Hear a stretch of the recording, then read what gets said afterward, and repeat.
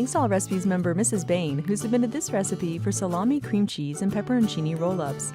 She writes, a great snack and appetizer to bring to any party. I have so many people requesting I make these every time we come over. We'll only need 3 ingredients for this recipe: 1 8-ounce package of softened cream cheese, 18 slices of salami, and 18 slices or more of pepperoncini peppers, drained. To make the roll-ups, spread 1½ teaspoons of softened cream cheese over a slice of salami, and top with 1 slice of pepperoncini pepper, or more to your taste.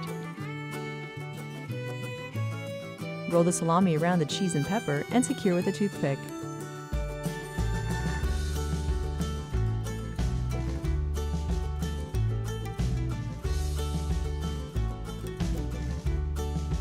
Repeat with remaining ingredients and serve immediately.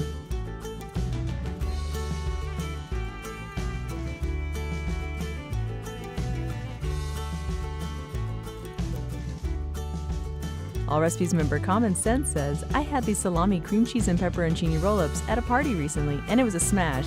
It hits all my flavor cues: creamy, spicy, salty, and easy to make.